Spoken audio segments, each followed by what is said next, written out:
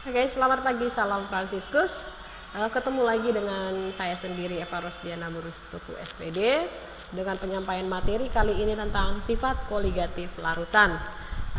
Adapun kompetensi dasar yang akan kita capai ya pada pembelajaran kita hari ini yaitu yang pertama menganalisis fenomena sifat koligatif larutan seperti penurunan tekanan uap, kenaikan titik didih larutan, penurunan titik buku larutan, dan tekanan osmosis. Yang kedua, membedakan sifat koligatif larutan elektrolit dan non-elektrolit. Nah, sebelum langsung ke inti, Ibu akan mengajak kalian untuk mengulang masa lalu ya, mengenang materi pembelajaran tentang kimia yang sebelumnya sudah pernah kalian pelajari. Sewaktu kelas 10, kalian pasti sudah belajar yang namanya dengan materi ya. Waktu kelas 10 kita sudah belajar bahwa materi itu dikelompokkan menjadi dua, ada zat murni dan campuran. Nah, campuran itu sendiri terbagi menjadi tiga, ada yang namanya larutan, koloid, dan suspensi. Nah, hari ini yang mau kita kenang kembali yaitu adalah larutan, di mana larutan itu adalah campuran homogen antara dua zat atau lebih ya. Contoh larutan bisa kita ambil seperti larutan gula ya. Larutan gula berarti di dalam larutan gula itu ada yang namanya gula dan air. Nah, kenapa dikatakan di situ larutan adalah campuran homogen? Karena ketika zat terlarut gula dan air dicampurkan, maka ketika mereka sudah menyatu, kita tidak bisa memisahkan, atau bukan memisahkan maksud Ibu, kita tidak bisa membedakan mana gula mana pelarutnya. Kenapa? Karena gula sudah terlarut di dalam air. Sebenarnya dengan mata telanjang ya kita nggak bisa, oh ini airnya, oh ini gulanya ya, tidak bisa. Nah, tapi sebenarnya kalau dengan menggunakan penyaring makroskopis kita masih bisa pisahkan zat terlarut gula itu di dalam larutan. Karena sebenarnya juga nak, tidak semuanya partikel gula yang masuk ke dalam air itu terlarut di dalam air, masih ada partikel-partikel kecil di dalamnya. Jadi berdasarkan itu kita bisa paham bahwa zat yang jumlahnya paling banyak ya itulah zat pelarut seperti air dan gula tadi, dan zat yang paling sedikit itulah zat terlarut. Zat pelarut ditambah zat terlarut itulah yang membentuk namanya larutan. Nah, semua larutan itu banyak kita jumpai menggunakan namanya pelarut air. Makanya pada umumnya pelarut yang biasanya digunakan itu adalah air. Namun apakah bisa Bu menggunakan pelarut yang lain? Ya tentu saja bisa. Nah, ada pelarut lain seperti senyawa benzen, alkohol, dan yang lain-lainnya, tergantung dari zat terlarut yang ingin kita larutkan. Makanya kalau di buku kalian baca itu banyak contoh-contoh zat pelarut ya. Kalau seandainya pelarutnya air, berarti titik didihnya harus bagaimana, KF-nya berapa ya. Pelarut itu menentukan nilai KF dan KB. KF itu tetapan titik beku dan tetapan titik didih. Oke, jadi kita langsung masuk ke materi kita yaitu sifat koligatif larutan. Apa itu sifat koligatif larutan ya? Sifat koligatif larutan itu adalah sifat larutan yang tidak tergantung kepada jenis zat terlarut, tetapi ya tergantung kepada yang namanya konsentrasi. Sewaktu kelas 10 ya, terus kita mengenang ke materi sebelumnya. Kenapa? Karena materi pembelajaran kita itu pasti berhubungan dengan pelajaran sebelumnya. Apa itu konsentrasi? Konsentrasi itu adalah, ya Ibu ulangi, apa itu konsentrasi? Konsentrasi itu adalah apa? Jumlah mol zat terlarut dalam 1 liter larutan. Nah, makanya cakupan materi yang harus kita bahas pada kali ini yaitu tentang konsentrasi larutan yang koligatif itu. Ada tekanan uap, titik didih, osmotik, dan perbedaan larutan elektrolit dan non elektrolit. Oke, kita langsung saja ke yang pertama yaitu tentang konsentrasi ya. Apa konsentrasi itu? Yang pertama itu ada molaritas dan ada molalitas. Apa sih yang membedakan molaritas dan molaritas? Yang pertama, kalau berhubungan dengan molaritas kamu harus menggunakan simbol M kecil. M besar kalau molaritas. Sementara kalau dia molalitas itu M kecil. Yang membedakannya lagi apa, Bu? Kalau molaritas itu adalah jumlah mol zat terlarut dalam tiap liter larutan. Tetapi kalau dia molalitas itu adalah jumlah mol yang terlarut dalam 1 kilogram pelarut. Jadi yang membedakan mereka, 1 dalam liter larutan, 1 kilogram pelarut ya. Contoh soalnya, coba kalian perhatikan yang Ibu buat ini nah ya. Oke, ini ada contoh soal tentang menghitung molalitas 12% massa glukosa. Ingat, glukosa itu adalah C6H12O6. Dan perlu kalian ingat juga ya, supaya kalian tidak lupa, kalau suatu larutan diketahui persentasinya, berarti dianggap larutan penuh itu adalah 100%. Jadi kalau zat terlarutnya itu 12% glukosanya, berarti sisa dari 100% dikurang 12 itu adalah massa dari zat pelarut. Ya, perhatikan penyelesaian yang sudah Ibu buat. Ya, oke. Anak-anak, apabila ada yang mau kalian tanyakan, silahkan kalian tanyakan. Lihat, di sini kan kelihatan kan? 100 dikurang 12 itu 88 gram, dan ini adalah massa si pelarut, sehingga molalitas M kecil diperoleh 0,76 mol kilogram. Nah, contoh soal yang kedua silahkan kalian perhatikan juga nak ya. Sambil dilihat-lihat ada yang tidak jelas, ditulis catatan kalian. Nah, nanti pada saat pertemuan kita menggunakan media Zoom atau WhatsApp, kalian boleh tanyakan langsung. Nah, kita masuk ke fraksi mol. Apa itu fraksi mol ya? Fraksi mol itu adalah perbandingan ya nak, perbandingan jumlah mol zat pelarut atau terlarut di dalam ya terhadap jumlah mol larutan.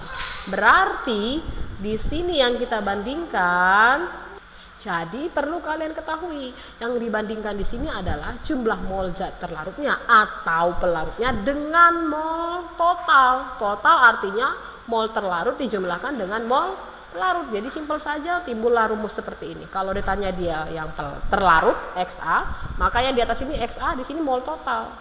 Ingat ya nak, cara mencari mol itu ada ya, jadi kelihatan langsung ya. Di sini ada masing-masing kalau dia fraksi mol terlarut, bagaimana rumusnya fraksi mol pelarut.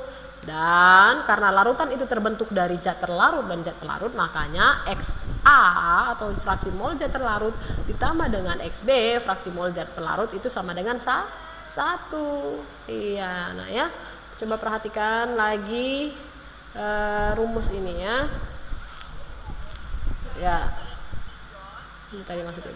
Oke, ya. Perhatikan rumus ini keterangannya, nanti kalian boleh tanyakan lagi. Kita langsung masuk ke di sini Karim.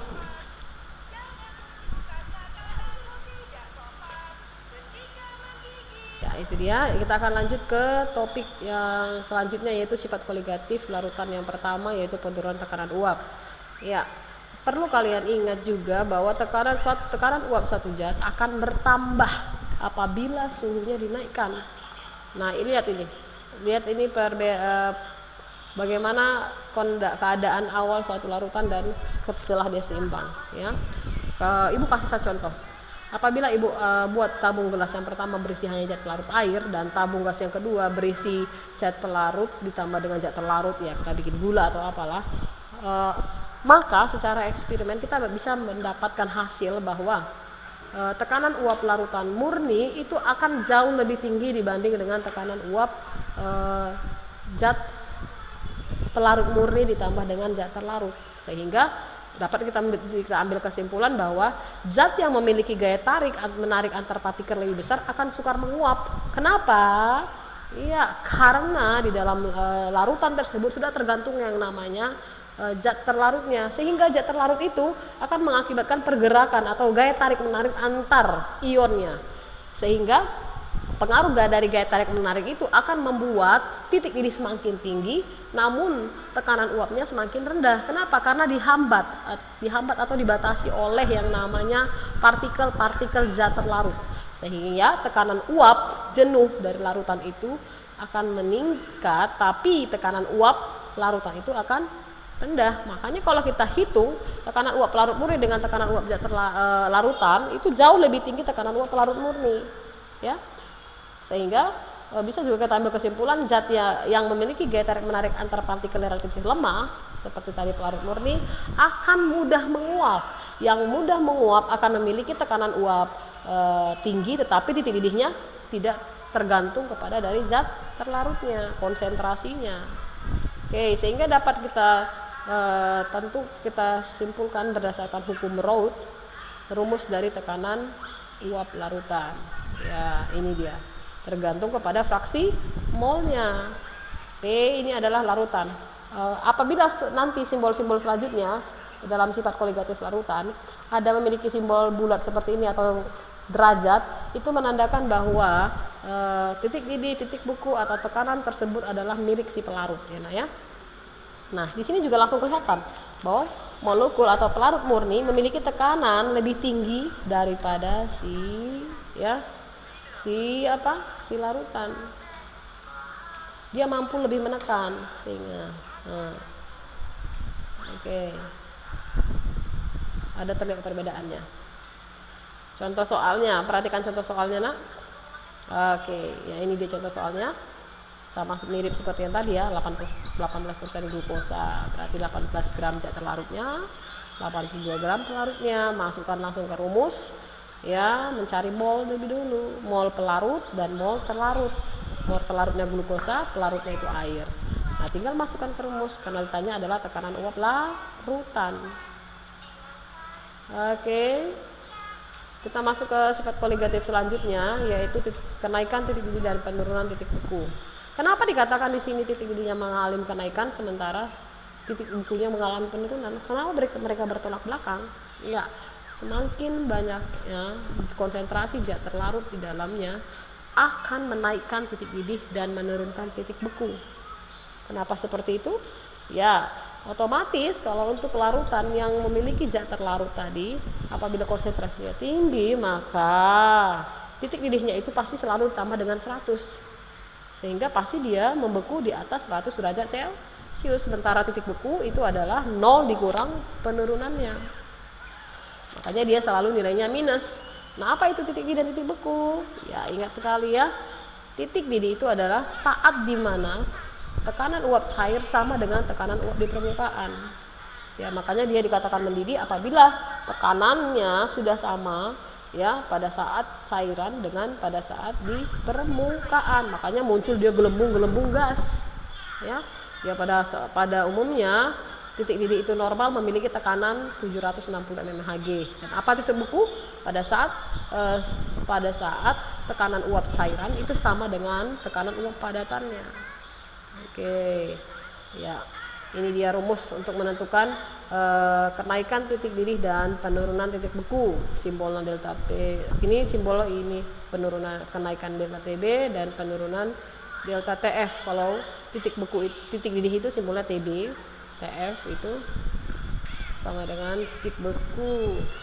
Ini dia. Coba perhatikan hubungan antara delta TB dengan konsentrasi. Delta TB itu sama dengan KB dikali M. M tadi adalah molalitas ya nak ya. Coba lihat dulu fase antara diagram suhu dan tekanan. Coba lihat. Nah ini 0. Ingat sekali kalau dia 0 membeku pada suhu 0 derajat Celcius itu berarti titik bekunya siapa? Larut. Kalau di bawahnya 0 berarti itu punya siapa? Larutan. Nah kalau dia mencapai 100 berarti otomatis ataupun di bawah 100 berarti itu punya siapa? Si pelarut. Kalau di atas 100 berarti dia punya si larutan. Jadi kelihatan banget ya perbedaannya. Pelarut murni itu berada pada daerah sini, wujud dia cair. Nah kalau dia larutan ya dia dari bentuk larutan cair berubah menjadi uap. Nah kalau dia ditanya fase membekunya itu fase padat. Lihat, perhatikan contoh soal yang ini. Kalau bisa buat silahkan kalian perhatikan ya nak ya. Yang jelas silahkan kalian tanyakan.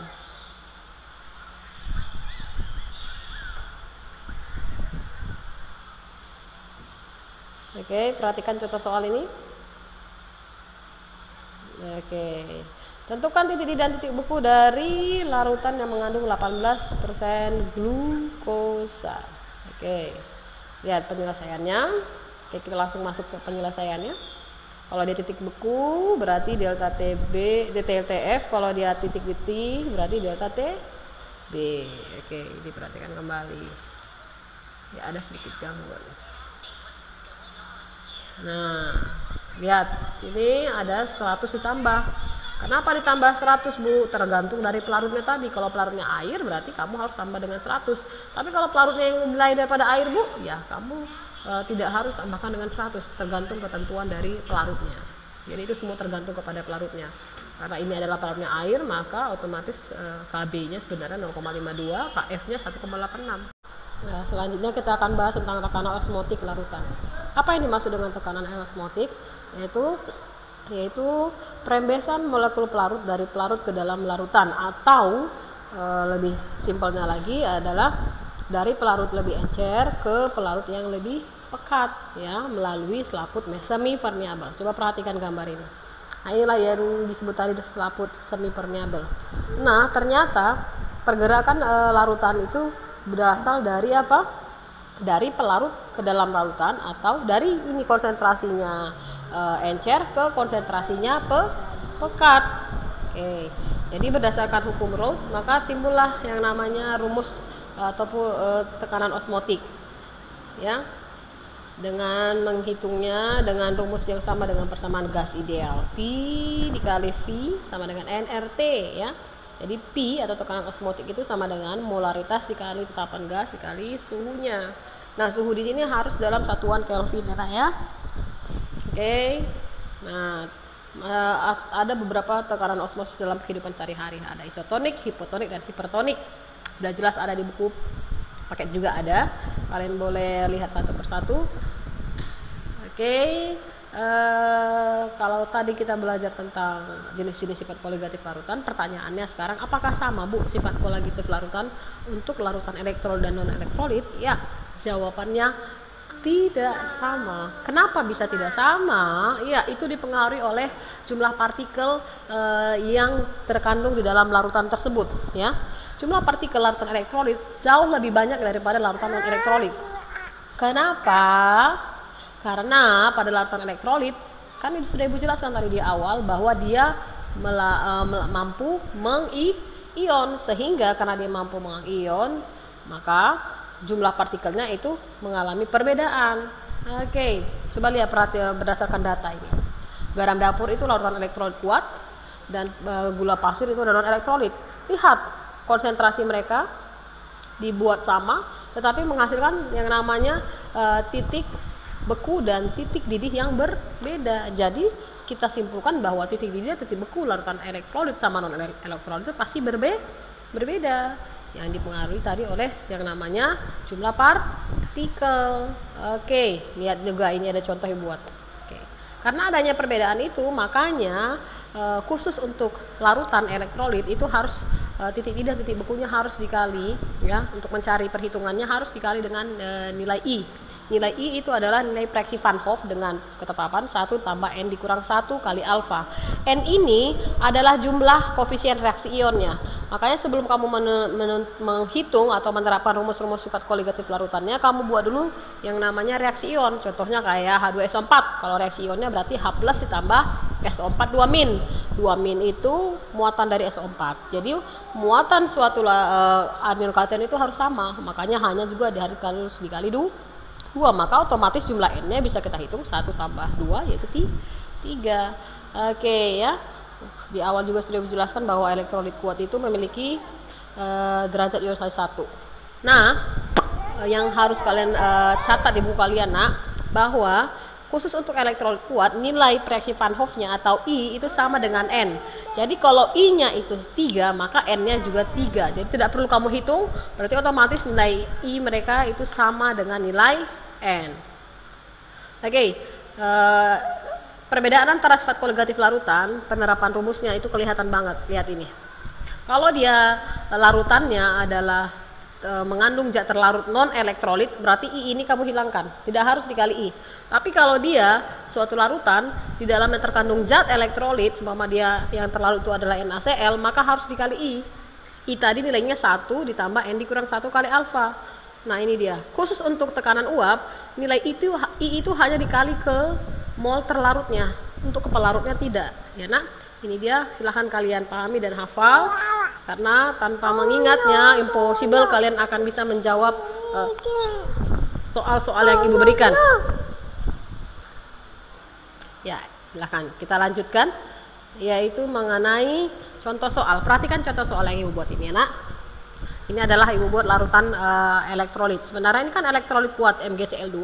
Makanya sebenarnya kamu tidak perlu cari nilai I-nya karena langsung dapat 2, indeks Cl-nya ada 2, indeks Mg-nya 1, 2 tambah 1 3. Karena kalau kita bikin reaksi ionnya Mg plus tambah Cl min. Karena di sini Mg-nya plus 2, maka Cl-nya harus dikali 2. Jadi ini N-nya sebenarnya di situ langsung ini.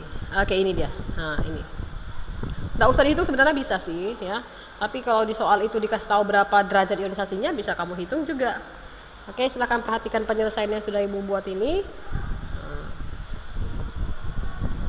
Oke, selanjutnya yang terakhir ibu akan bagikan beberapa contoh dari penerapan sifat koligatif dalam kehidupan sehari-hari ya. Kimia itu sangat berhubungan dengan kehidupan kenyataan kita pada hari ini ya. Seperti yang pengeboman yang baru terjadi di Libanon itu semua berhubungan dengan kimia ya. Jadi sebenarnya kimia itu adalah pusat dari pengetahuan. Jadi tanpa kita sadari segala sesuatu yang berhubungan dengan kehidupan kita itu berhubungan dengan yang namanya kimia. Contoh penerapannya dalam kehidupan sehari-hari untuk pencampuran pendingin ya, untuk laki-laki pasti tahu ya. Oke, ada juga untuk pencairan salju. Ini biasanya digunakan di luar negeri karena suhu di luar negeri ada namanya musim salju ya. Nah, kalau pada saat salju turun, jalan akan ditutupi oleh salju sehingga kalau kendaraan lewat pasti licin, akan terjadi kecelakaan. Maka untuk mengulangi kecelakaannya biasanya ditabur garam untuk mencairkan salju-salju yang ada di jalan besar. Ya, contoh lainnya lagi itu untuk anti beku, cairan infus dan desalinasi air laut dan menentukan MR. Demikian tentang materi kita kali ini. Terima kasih buat perhatiannya dan terima kasih buat kerjasamanya. Apabila ada kekurangan dan kelemahannya ya, ibu mohon maaf karena ini ada mungkin beberapa gangguan dari suara-suara ataupun dari gangguan jaringan. Terima kasih sudah menonton dan silahkan memperhatikan apapun yang ibu jelaskan. Ibu harapkan ini sangat membantu kalian. Terima kasih. Sampai jumpa untuk materi selanjutnya. Selamat pagi, salam Franciscus, Pace e Bene.